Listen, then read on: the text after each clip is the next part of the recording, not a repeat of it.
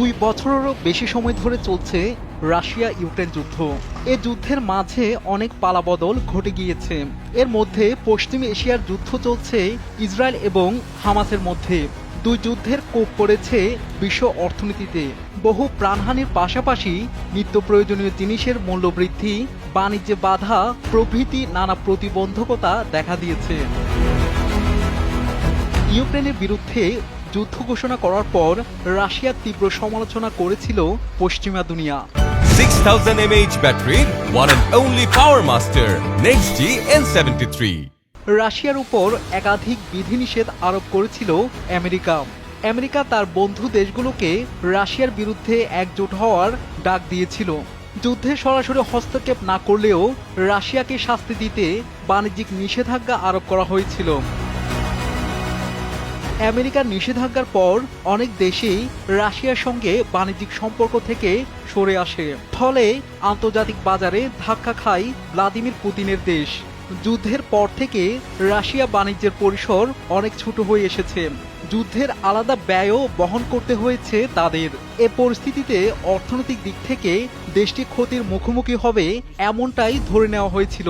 কিন্তু প্রতিবন্ধকতা সত্ত্বেও সম্প্রতি বাজিমাত করেছে পুতিন। বিশ্বব্যাংকের তালিকায় উচ্চ আয়সম্পন্ন দেশ হিসেবে উঠে এসেছে রাশিয়া। এতদিন ওই তালিকায় তারা ছিল উচ্চ মধ্য আয়সম্পন্ন হিসেবে।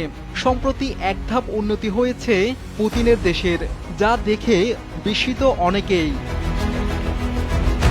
শত বাধা সত্ত্বেও দমিয়ে রাখা যায়নি রাশিয়াকে। উচ্চ মধ্য থেকে উচ্চ আয়সম্পন্ন দেশে পরিণত হয়েছে পুতিনের দেশ।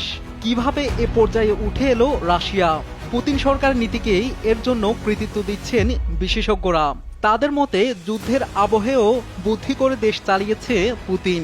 বিশেষজ্ঞদের একাংশের মতে রাশিয়ার গ্রামগঞ্জে এতদিন প্রচুর পরিমাণে বেকার এবং অল্প আয়ের মানুষ ছিলেন। ইউক্রেন যুদ্ধ শুরু হওয়ার পর তাদের জীবন বদলে গিয়েছে। দেশের বিভিন্ন প্রান্ত থেকে দরিদ্র এবং বেকারদের চিহ্নিত করেছে পুতিনের সরকার। তাদের মধ্যে যারা সক্ষম তাদের যুদ্ধে নিয়োগ করা হয়েছে।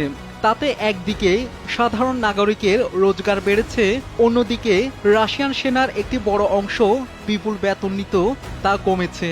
সামরিক খাতে সরকারের এ ব্যয় সংকোচন রাশিয়াকে অর্থনৈতিক দিক থেকে অনেকটা এগিয়ে দিয়েছে। সাধারণ মানুষকে সেনাবাহিনীর অন্তর্ভুক্ত করার ফলে আচমকা দেশের নাগরিকদের রোজগার বৃদ্ধি পেয়েছে।